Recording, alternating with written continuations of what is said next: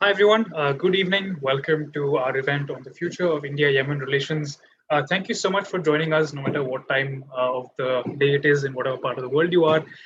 Before we begin with our panel discussion for today, let me just briefly introduce you to the Takshashila Institution and talk a little bit about the historical relationship between India and Yemen and why it's so important for us to have this conversation today. The Takshashila Institution is an independent center for research and education in public policy. We're an independent, non-partisan think tank concerned with how India shapes the world and how the world in turn shapes India. We are focused on transforming how India is governed and exploring the intersection of technology, economics, and politics. With that said, let's talk about Yemen. This is a map of the world nearly 2000 years ago, and I'd like to call your attention to a few things. We see far off to the west the Roman Empire, and we, of course, see at the very center of our screen the great landmass that is the Indian subcontinent. But between the two, as the Arabian Peninsula juts into the Red Sea, creating this kind of channel, this narrow opening that connects the Mediterranean world to the Indian Ocean world, is the beautiful country of Yemen. For nearly 2000 years, ever since the southwest monsoon has been discovered and used by sailors, the interaction between Yemen and India has really shaped the global economy at a very profound level. We know from various records and archaeological evidence that from at least 50 AD or so, massive fleets of hundreds of ships carrying thousands of tons of goods have been moving via the Mediterranean through Yemen and the Red Sea into the markets of the Indian Ocean. And over centuries, many Yemenis have settled on Indian shores and vice versa. Yemeni merchants, especially horse merchants, have been integral to the fortunes of many South Indian polities, which is, of course, where Takshashila is based. Yemen has also been a part in the early modern period of pilgrimage networks from India into the Middle East, especially the Hajj network. It's quite amazing to see how far back the trade goes, in my personal opinion. This little image that you can see popping up to the left of your screens was discovered in the Roman city of Pompeii. So it was probably buried there in the early centuries AD, in fact, the early decades AD. It is believed that it was made in central India and would have gotten as far away as Rome by means of trade through Yemen, which I personally find absolutely fascinating. In the early modern period, Yemen has continued to be a really important crossing roads and entrepot, as it were, of global trade. It's one of the most multicultural and multi-religious areas in the Middle East. Indeed, it's had presence of Sunni, Zaidi, and Shia Muslims, as well as Jews to a great extent. And it's also shaped our modern world in some rather deep and interesting ways. If any of you have ever enjoyed a cup of cafe mocha, then you owe it to the fact that Yemen at one point was the world's primary producer of coffee.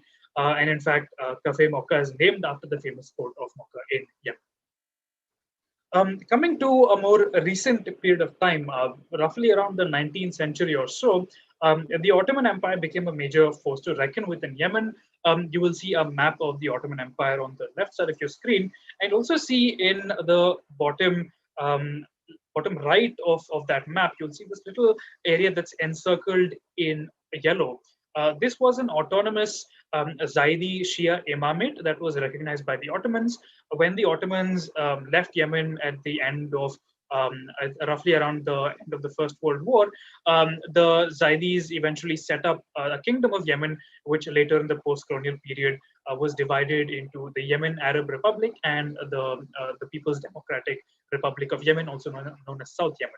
By 1990 or so, these states had united, giving Yemen roughly its modern borders. But in 2011 and 12, Yemen became part of the political turbulence of the Arab Spring. These conditions allowed Zaidi fighters who had been in conflict with the government since 2004 to rise up and capture the capital, Sana'a, which has been pointed out by India's permanent representative and the deputy permanent representative of the UN in the last week or so. This has led to a humanitarian crisis, and calls have been made for a political solution and an end to this conflict by the US Special Envoy for Yemen as well. Which brings us to our event for today, where we're going to be talking about the future of India-Yemen relations and where it might be headed in the years to come. Let me introduce you to our distinguished panelists. His Excellency Ambassador Dr. Asif Saeed is India's ambassador to Saudi Arabia. He's a career diplomat with over 30 years of experience in diplomatic service, including political, economic, consular, and cultural work, besides Hajj management. He was formerly High Commissioner of India to Seychelles, Consul General of India in Chicago, Ambassador of India to Yemen, Consul General of India in Jeddah, and has worked at the Indian diplomatic missions in Cairo, Riyadh, Doha, and Copenhagen in various capacities. His Excellency Ambassador Abdul Malik Abdullah Al-Eryani has joined Yemen's diplomatic corps in 1980 and has served in a variety of positions, including that of the Deputy Chief of Mission at the Embassy of Yemen in Washington, D.C., and as the Deputy Permanent Representative of Yemen to the United Nations. Thank you so much for joining us today, sir. And finally, Lieutenant General Dr. Prakash Menon is the Director of Takshashila Strategic Studies Program. He is Professor Emeritus at Transdisciplinary University, Bangalore, and Adjunct Professor at the NIAS, the National Institute of Advanced Studies in Bangalore. He has been military advisor and officer on special duty in the National Security Council Secretariat and has been decorated with 3 distinguished service awards, PVSM, AVSM, and VSM. Thank you all for joining us today. I'm looking forward to learning a lot from you, and over to you, gentlemen. Thank you, Anirudh, for that glimpse into the history of India-Yemen relations. It's an ancient one. And if we have to look at the subject today, I think we must look at it as a continuum. So thank you very much for that very short but interesting glimpse. So may I first, on behalf of Takshashila Institution, welcome my co-panelist, Ambassador Al-Eryani and Ambassador Syed, and also welcome all our viewers and listeners, and hope that we make use of this time well and try and get a grip of what this subject is and how can we take it and make these relationships deeper. I think the format that we will adopt is one in which I will speak for some time, about maybe 5 minutes, hand over to Ambassador Al-Eryani, followed by Ambassador Syed. Then we will take Q&A, and finally we'll do a wrap-up. All this in the course of the next 55 minutes or so. So let's not waste time, and let me start by saying that an ancient relationship needs to be seen in perspective, that the present events are actually just another chapter of a constant flow of events. And a connection, I think, has just been established by Anirudh. And that connection has endured over a period of time. Of course, it has not nearly been the same all the time, but its endurance is part of history now. But we look today at Yemen, that we have a connection with an ancient state, which certainly has been in troubled times and in the recent period ever since the Arab Spring of 2011. And violence has brought about humanitarian tragedy of tragic proportions, that we can only sympathize with the people of Yemen who have endured so much and unfortunately with not much of hope in sight. But we wish that even the pain and suffering that they have endured will actually allow them to regain the peace despite all the problems that are blocking the bringing about of stability there. For that conflict, like in all stories in history, is rooted in history itself, between internal divisions, the role of external actors, the role of technology, of deals made and broken, of a lot of people wanting to do good. And most importantly, the fact that Yemen is geographically located in one of the most important areas of the world, which gives it a geostrategic importance. Itself makes the play between larger actors in the game, between the religious divides on which it is fought, much more difficult to try and resolve.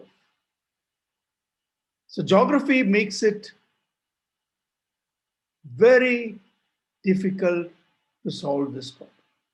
But I think the question we need to try and answer today is, how can India be of help to the people of Yemen with whom we have an ancient relationship? And I think all of us, even in our families, have people who have actually been to Yemen, know some of the people from there. And the migration of population from India to Yemen and Yemen to India is all recorded. So that relationship endures. And the question we need to ask is, how do we help a nation which is troubled not only now by itself, with its internal fissures, but this is layered by external actors, external interests at play, religious divides, and so on. I would actually like to recount a story just told recently to me. A lot of Yemenis are now seeking visas on medical grounds to come for treatment to India. And even though our embassy in Sana'a is no longer there, there are maybe a couple of people who are just doing a clerical job who give these visas out, for which the Yemenis are ever so grateful. Because among the tragedy of Yemen is malnutrition, ill health, and just the no peace, both as individuals and as a community. Unfortunately, the Indian embassy in Sana'a had to leave. I'm told that it is operating now from Djibouti. So I would actually like to pose these questions to both the ambassadors before they start, to say that now that the government is back in Aden, is it time for the Indian embassy to now shift to Aden? Why hasn't it happened till now? And can it happen at all? Because one of the main conduit of assistance is having an embassy within Yemen itself, where the Yemenis can approach the embassy for whatever assistance India can be. So on that note, let me first hand you over to Ambassador Al-Eryani, and I'm sure that he has got enough to say, but I may request that it keep it within about 10 to 12 to 15 minutes. Over to you, sir.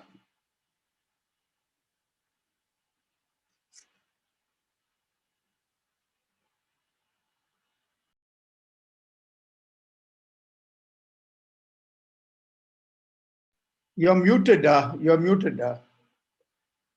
Yes. Very good evening, dear Honorable Lieutenant General Dr. Prakash Menon, General Director of the Takshashila Institute. Respect, Excellencies, my dear friend, His Excellency Awsaf Saeed. Dr. Awsaf Saeed, that's my honor to be that time Chief of Protocol during the duty of Dr. Awsaf Saeed in Sana'a. You here for more than 2 years in Sana'a. It is my pleasure today to be with you to talk about Yemeni-Indo relations, for which I need days, not only a few minutes. Talking about this means we have to talk about history. The relation between Yemen and India have deep historical roots, spanning more than 2,000 years. 2,000 years. Ancient Greek historians mention the presence of Indian merchants in the city of Aden, the main port of the Arabian Peninsula during that time. The people of Arabia, and indeed the world, were fascinated by Indians, spices, beryls, and other goods. The trade and cultural exchange between the two countries continued across history. Merchants, missionaries, students, and pilgrims came from India to the port of Aden. Meanwhile, numerous waves of Yemeni immigrated to India, the last of which were those who immigrated to Hyderabad towards the end of the 19th century. Now, there are approximately 300,000 Indian citizens in Hyderabad of Yemeni origin. In addition, there are families of Indian origin who have settled in Yemen in the coastal cities of the north and south, especially in Hudaydah, Aden, Mukalla, and everywhere. The Republic of India is one of the first countries to recognize the Yemen Arab Republic in the north of the Republic, on the north, after the Republican Revolution of 26 September 1962. It was also one of the first countries to recognize the People's Democratic Republic of Yemen in the south after the independence from the British occupation in 1967. India continued to be a close friend of the Republic of Yemen after the reunification of the North and South in 1990. Diplomatic relations between the two countries flourished in the 1980s and 1990s. Mutual respect, interest, and coordination through the Indian Ocean Rim.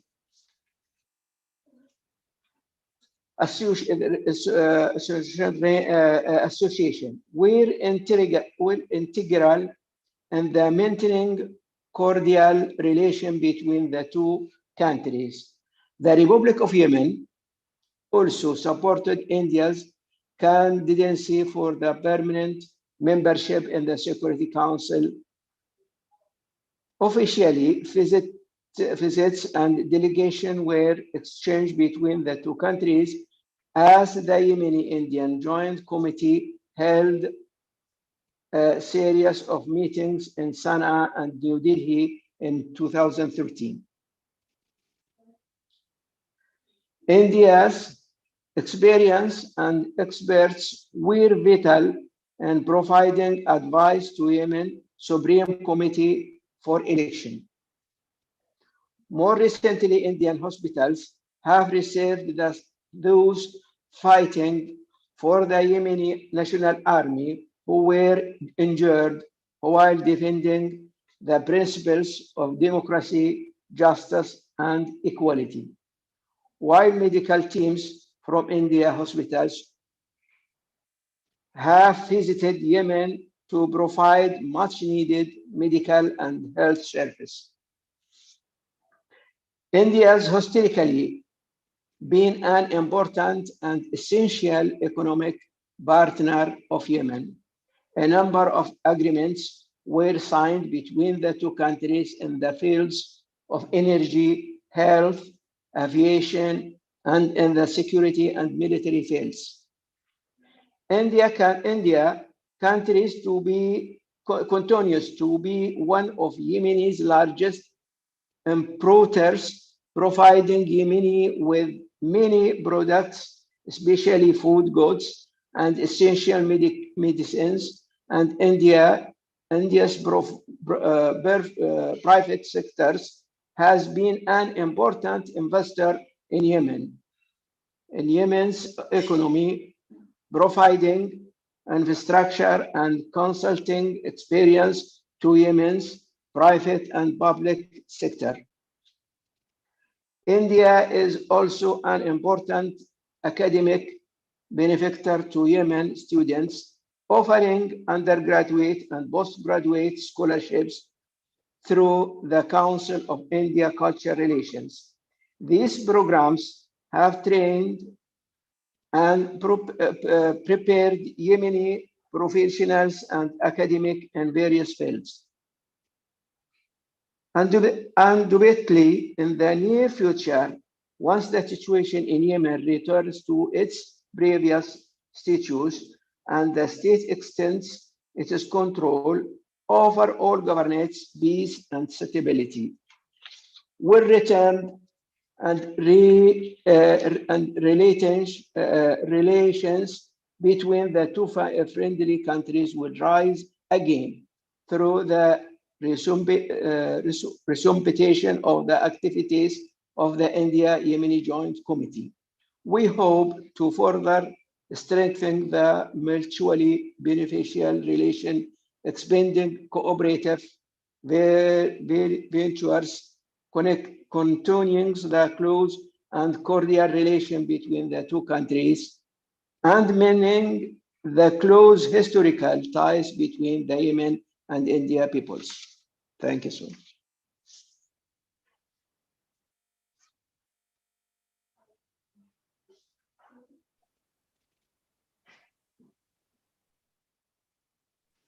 Okay. General, you're on mute. Thank you, Ambassador. I think that you have given us quite a grand sweep of the spectrum of the relationship, which really covers a lot of areas of interest and mutual benefit. So on that note, may I request Ambassador Said for his remarks. Thank you very much, Lieutenant General Dr. Prakash Menon, for inviting me to be part of this discussion. And firstly, I would like to acknowledge His Excellency Ambassador Abdul Malik Al-Eryani, a very old colleague and a good friend. He mentioned about the time we spent together when I was the ambassador in Yemen and he was the chief of protocol. And that relationship continued until now. And I would also like to thank Anirudh for his very good overview in the beginning. So I'll take on from where the two speakers and you yourself, Lieutenant General Dr. Prakash Menon, have left. Certainly, the two countries, India and Yemen, have a very long and historic and people-to-people relationship. So this, in any relationship in the modern context, which we talk about Yemen and India, the relationship, this historic relationship is something which we always need to factor. And for me personally, Yemen is a country of special significance. My own roots go back to Hadramaut. So I especially recollect when I was present credentials to the former president and Ali Abdullah Saleh when he was the president there. So when I was presenting credentials, so he said, Ambassador, I would like to congratulate you 2 times.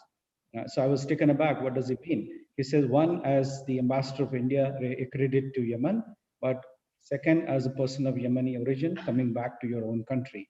So during my entire 3-year period, I was always treated by the entire Yemeni cabinet, including the later, the prime minister and the president as one among them, and something where the ease of discussion and the follow-up of relationship was very, very very smooth. So now coming to the topic, yes, the Yemen and India go back to a long time. Our Ambassador Al-Eryani said about 2,000 years. Perhaps that's correct. In fact, according to one anecdote, that when Alexander the Great's army was coming somewhere close to Socotra, apparently there were some Indians also were found in Socotra then. So I don't know whether it is correct or not, but it goes to say that Indians have been in that region or have been interacting with that region for a long time. And also the position of Aden as a gateway to the Red Sea facilitated the visit of several prominent Indian leaders associated with the freedom movement. We had Netaji Subhash Chandra Bose, who had been visiting Aden, one in 1919, then in 1935. And then very significant visit was also of Mahatma Gandhi, who visited Aden in September 1931 on his way to participate in the second roundtable conference in London. And he was accompanied by Pandit Madan Mohan Malviya, Sarojini Naidu, and others. Now that was a significant visit because first the Britishers were not allowing him to disembark and address the public gathering. Large number of local population had gathered there to address, but then eventually they did allow. There was hope and aspiration among the people of Yemen then that sooner or later they believed that India would become independent, and that would set the tone for the independence of several other countries, taking cue from that. And incidentally, when the Aden administration was separated from India in April 1937, with the appointment of a governor directly reporting to London, there were large number of protests in Aden and other areas saying that the Britishers are trying to continue the further colonization, keeping in mind that India will be eventually made independent. And that visit of Mahatma Gandhi also set the tone for his first interview to the Arab press. And so there are many things which are there. One significant thing about the cultural aspect of Yemen, I would mention, is that especially pertaining to Aden, was that it was a very inclusive, pluralistic society where we had a large number of Indian nationals, Hindus, Muslims, Parsis, and Jains who had settled down there, and this contributed to a rich heritage of India there. We had Hindu temples, Jain temples, Parsi temples, and we had many temples. And actually, when I left, we had at least 4 temples which were existing there, and one was active and actively in use. And similarly, the historic thing about the first any aircraft carrying the first fire was the Parsi religious fire, which was transported from Aden, Egeri to Lonavala. So this is again something very historic. And all these things have, of course, led to intense people-to-people contacts, where we had almost around 3 lakh people of Yemeni origin settled in different parts of India, mainly from Hadramaut, and also about 100,000 vibrant Indian diaspora in Yemen. We had a Mahatma Gandhi Center established there, which is still existing. We have the Mahatma Gandhi School until the problems took over in Yemen. So this was this huge cultural legacy which we have, and it is a proud legacy of our both countries, and which we see in many manifestations. And as my fellow panelist Ambassador Al-Eryani said, that the cultural relations are so vast that it may take a long time even to just kind of discuss this. But coming to the modern times, when India became independent in August 1947, we actively supported the Yemeni struggle for independence, which was, again, as I said, something which is an ongoing thing right from 1930s. And India also recognized both the republics, both in the north and the south, and also went on to deal with SANA, because we believe that our foreign policies of both India and Yemen had many things in common.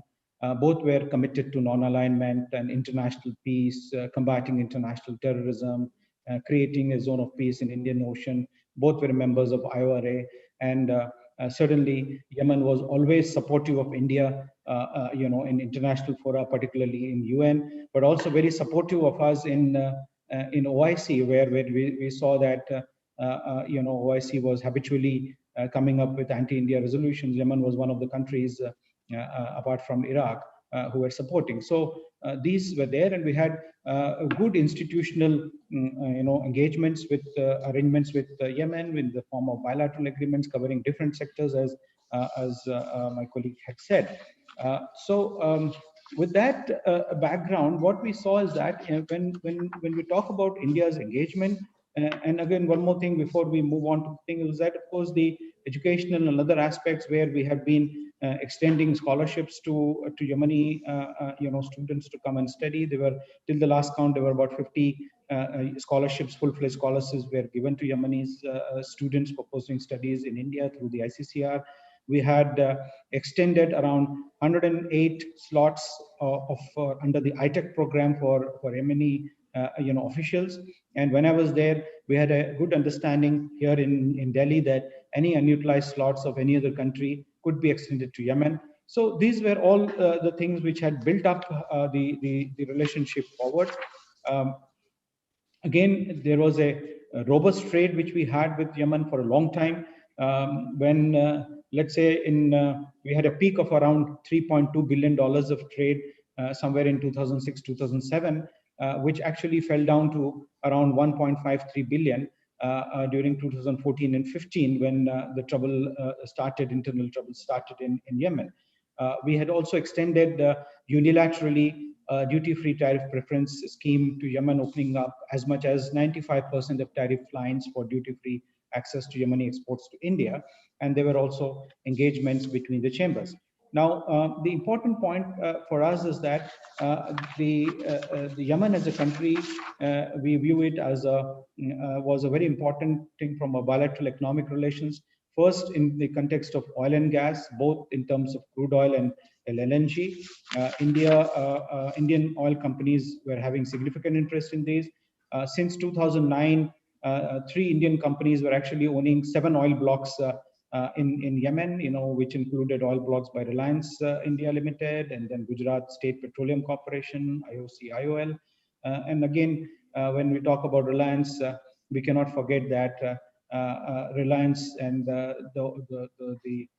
the owner of Reliance and the founder of Reliance, Dhirubhai Ambani, started his career from Aden, and then and we know that Reliance Empire stands in India, and the inspiration has been, of course, from Yemen.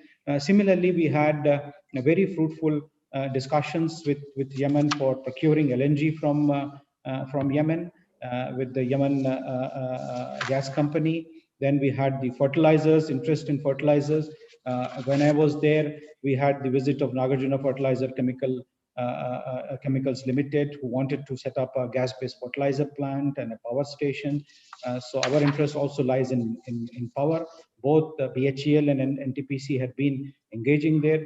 Mining has been our sector of importance to us. We had, in fact, embarked into mining of limestone for a while in Yemen. Pharma is a very, very key sector for India because large number of Indian pharma companies, including Ranbaxy, Cipla, Sun Pharma, Cadila, Wockhardt, all of them have been supplying medicines there in Yemen. And when you compare to the difficulty the Indian pharma sector was generally facing owing to regulatory requirements in other Gulf countries, Yemen was a very welcome country for us. And then also construction sectors, whether it is roads, highways, irrigation projects, education, electronics, you name it. There are large number of areas where the Indian companies had been having interest in Yemen. And of course, as Lieutenant General Menon, you have mentioned, one of the things which we look at Yemen, not just the bilateral context, which is extremely strong, bilateral economic context, again, is equally strong, but also from the strategic perspective, which you have alluded to in your introductory remarks. First and foremost, of course, the Yemen's position itself, which is extremely strategic.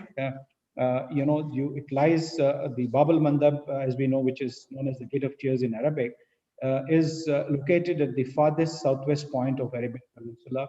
One side is Yemen, another side is the Horn of Africa. Actually, it separates the Arabian Peninsula with Africa by just 22 miles. And this Bab al-Mandab Strait connects the Red Sea with the Indian Ocean and is bisected by the Perim Island. So it is a vital strategic link in the maritime trade route between the Mediterranean Sea and the Indian Ocean via Red Sea and the Suez Canal. So it is extremely important to maintain the oil supplies, uninterrupted oil supplies through this region, and also our trade passing across of the Gulf of Aden, which can be seen as the extension of the Red Sea. It's a vital waterway for shipping, and especially for the Persian Gulf, making it an integral waterway in the world economy.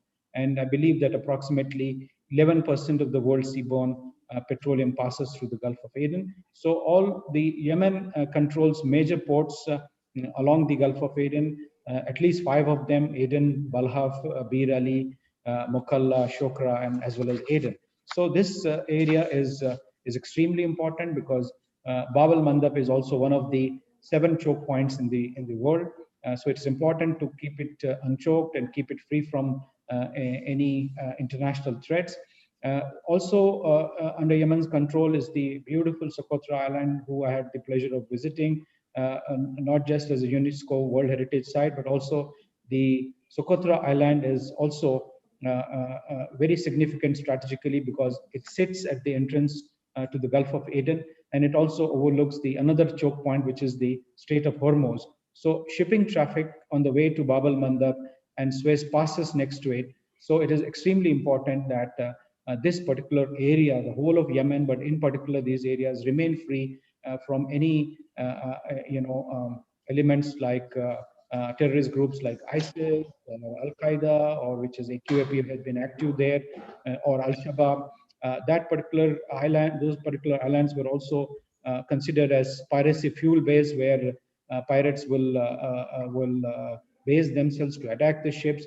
So it has been extremely important, in controlling in maintaining the free navigation. So to that extent, in our geopolitical calculation, this whole area is very active. And you know very well that India has been deploying its ships in the Gulf of Aden for anti-piracy operations, and so this area, that's why, is extremely important for us. In the recent times, we have seen that the relations between India and Yemen continued despite the challenges which we had, in the last few years since the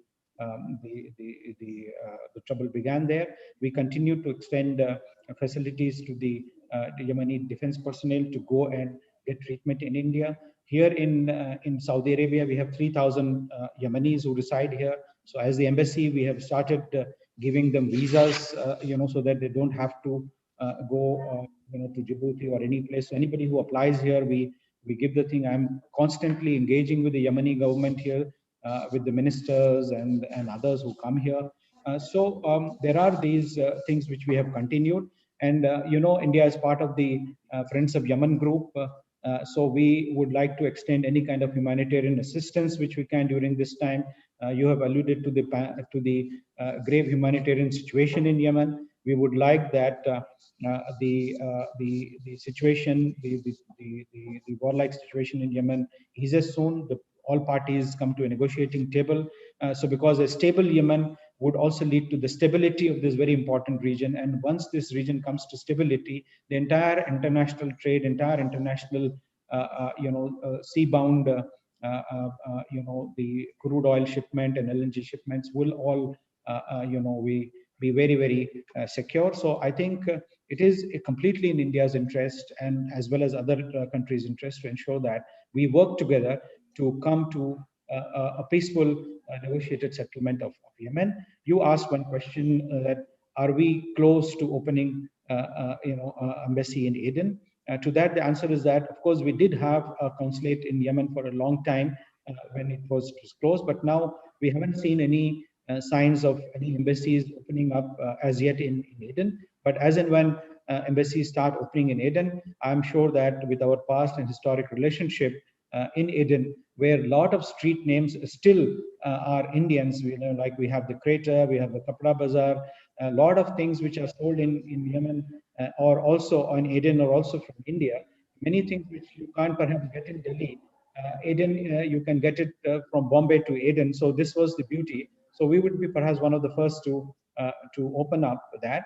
With these introductory remarks, I would leave further discussion to Q&A and what people would ask from me. So thank you very much once again for this very important discussion. Thank you, Ambassador, for that extremely useful and forceful message about the commonality of India's interests in Yemen and how India has maintained and done its best to alleviate the suffering, the services that we have offered, and the fact that India looks at Yemen through the same eyes with which history has looked at it.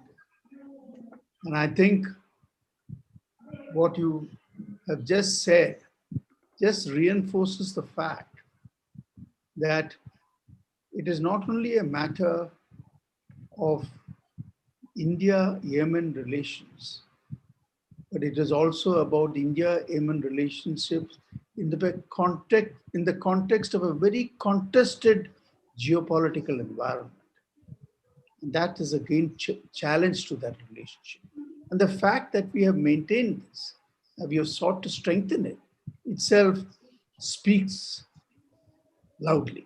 So on that note, let's just start with the Q&A, and I hand you over to Anirudh. And Anirudh, let's start with that question about the visa from Mansoor. Yes, sir. Let me just read it out. Mansoor says, as a Yemeni national residing in India, I have a question to the ambassador of Yemen, why Indian authorities deny the visa conversion of Yemeni researchers and students and ask them to leave India and come back with new visas, despite the unrest situation in Yemen, along with the lockdown resulting from the pandemic. This adds burden to the burdens Yemenis already endure. What is your role to solve this problem with the Indian authorities?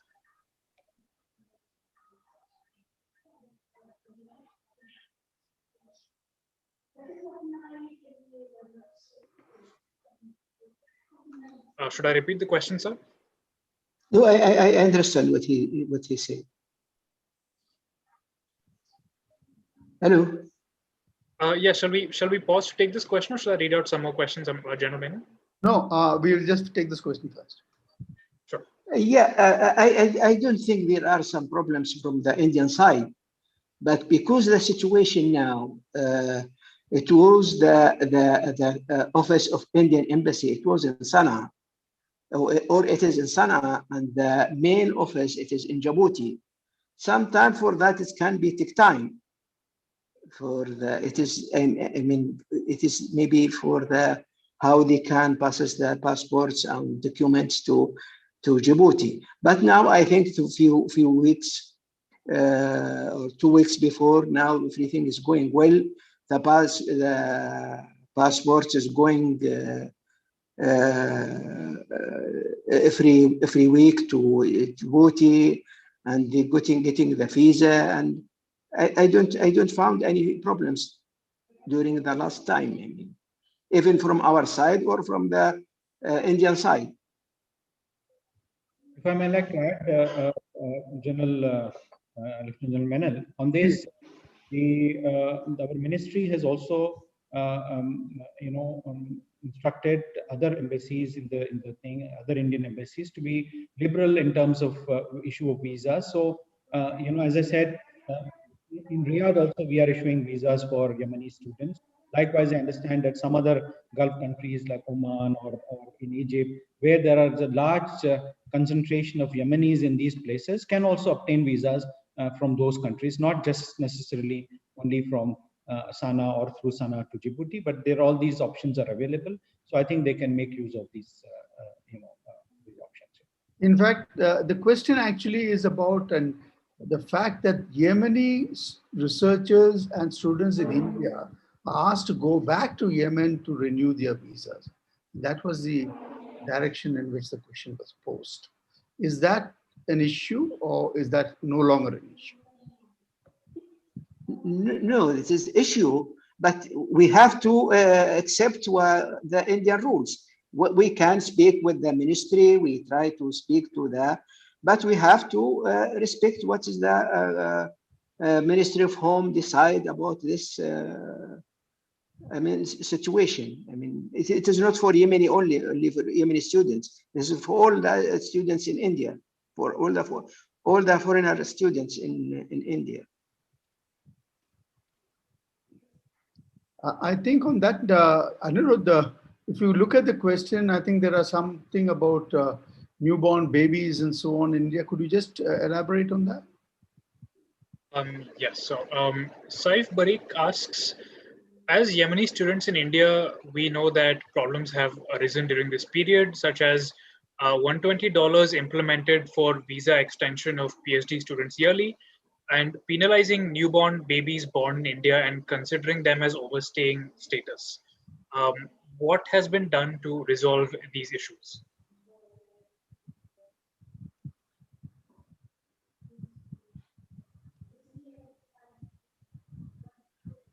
I think now there is no any problems for that. We solve all these problems before. There is no any problems now. If we want to speak about any problems, what's its problem now? But now there is no problems, any problems from this for this registration. We solve all the problems before. It is case by case. We cannot put all the cases in the same level, or it can be one or two or three problems for that of the cases. We solve that problem in the time. There is no any problem about this side.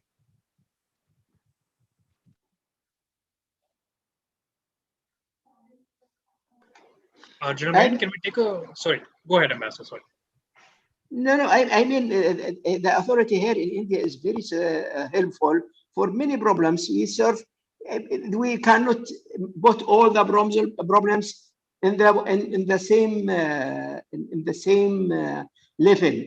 Sometimes we can try to find solution case by case, and we don't. There is no any problem that cannot be solved. Everything is going well. All right, gentlemen, shall we take a question on the broader geopolitical situation? All right, thank you, sir. So Gaurav Jabali has a question for His Excellency Ambassador Al-Eryani. Has the new US administration's review of US support for the Saudi military intervention in Yemen impacted how the government of Yemen views the path forward? In your view, does this create a stronger impetus for a negotiated settlement between the parties?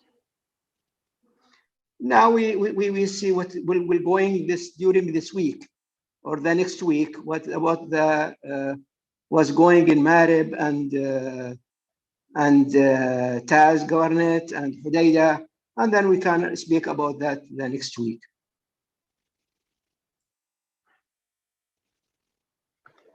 All right, a follow-up to that. No, actually, another question from the same person. What specific proposals is the government of Yemen making at this juncture to enable power sharing and autonomy vis-a-vis the Houthi and Southern Transitional Council groups with a view to moving towards a negotiated cessation of the conflict? And what do you see as the practical hurdles to this approach? Now, I think there are invitations from the government of Saudi Arabia to return back to Riyadh to continue the negotiation about the situation in Aden. Now we will see what during these days it will be the new meetings in Riyadh, and everything it will be under the negotiation. Thank you, Ambassador. This question I think would be addressed to both of our panelists.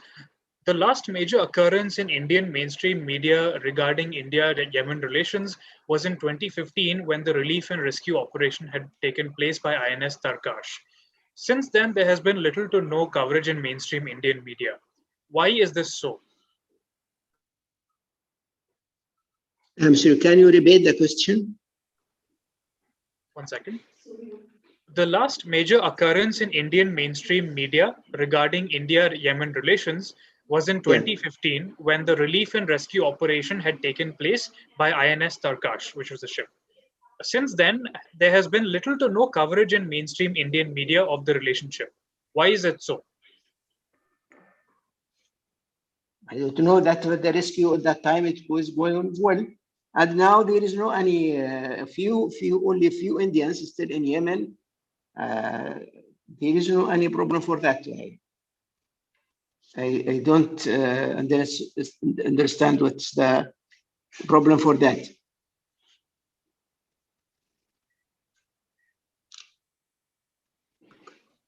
I would like to just say, Anirudh, that our permanent mission in New York is very engaged with what's happening in Yemen, and the statement of our ambassador in New York, on the evolving situations are available on our websites, and certainly this goes on to say that we are very much engaged and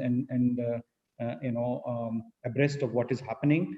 And of course, it's also up to the media. There may be certain media houses and certain newspapers who may be focusing more on international developments, where developments in Yemen are also focused. But nevertheless, we are engaged, both in New York and as well as in other countries from where we are dealing with Yemen.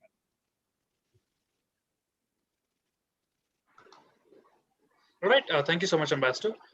We don't have any further questions at this point, General Menon, so we can wrap up the discussion. Yeah, I think so.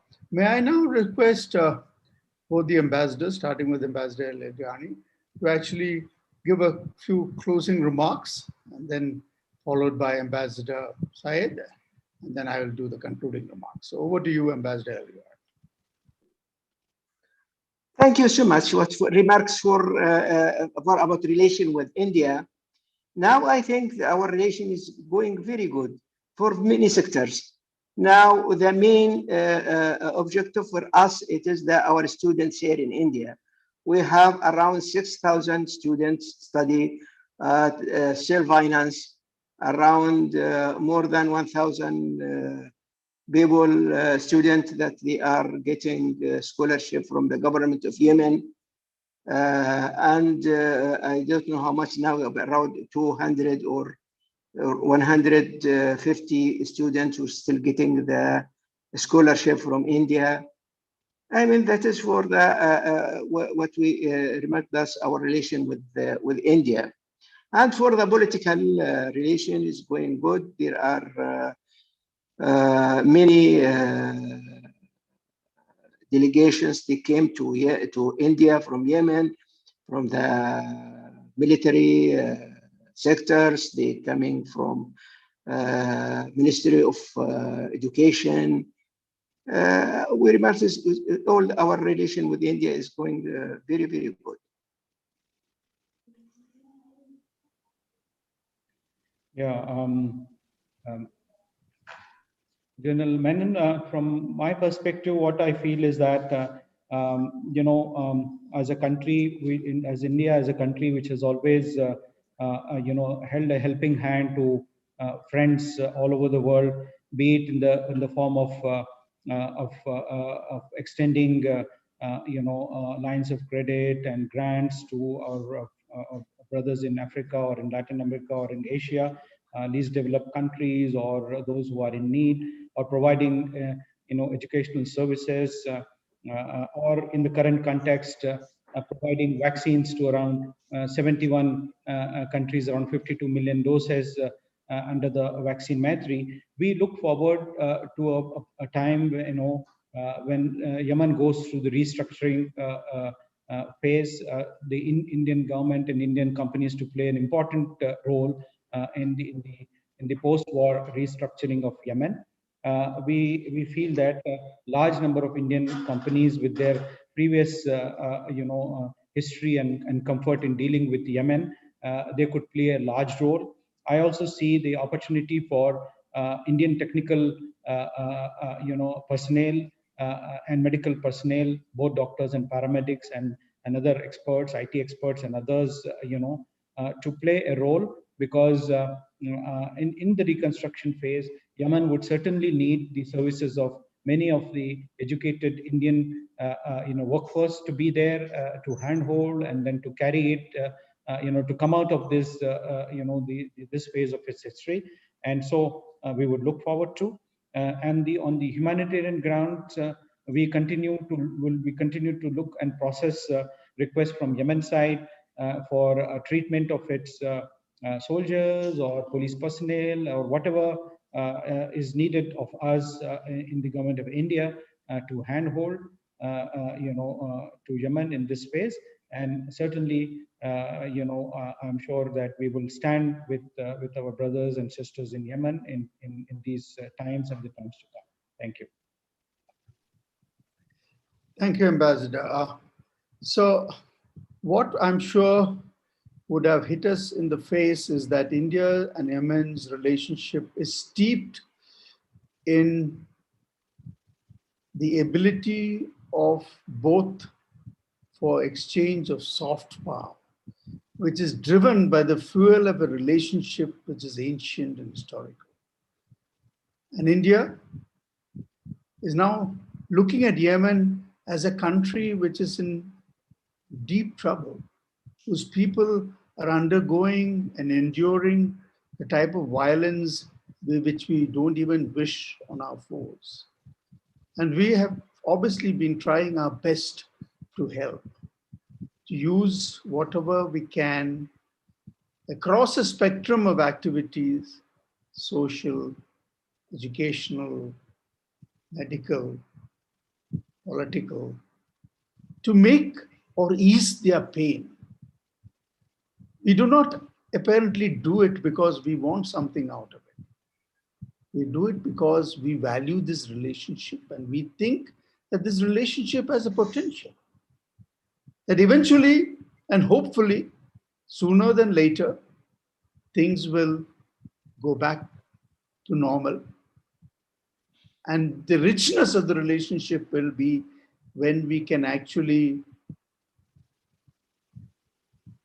get back to the exchange of people, goods, ideas, and simple bonhomie. I think the promise that it holds is not one purely of self-interest. It is of mutual interest, which history has verified. We don't need history to tell us why Yemen and India should have strong relationship.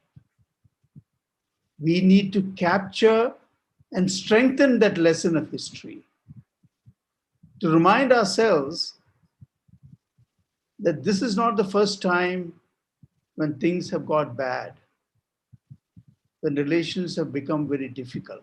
When one country was in trouble, how the other has helped out. And like all relationships, especially in the international sphere, relationships are fairly complicated. The numerous actors which are at play and their divergent interests which are clashing in Yemen doesn't make this relationship easy. It poses more challenges, but one that can be resolved by the fact that throughout this crisis, India has maintained a steady stance. It has kept the welfare of the people of Yemen as its prime concern and taken all actions to improve and help in their well-being. And I'm sure the Yemenis harbor within their hearts a special feeling for the Indians. The very fact that we have such a deep connection, they would probably look at outsiders differently than they would look at Indians. And this is a story about Indians which is across the world in many places. And I think from that, India draws its power. It's not the power of force, it is the power of actually proximity to do more with humanity itself, between just doing good to other people because they are all people like us. And that's why Indians believe that we are only one family, Vasudeva Kutumbakam. So on that note, may I thank both the ambassadors and our listeners for your patience. And once again, the initiative of our embassy in Saudi Arabia for this event. Thank you very much and good night.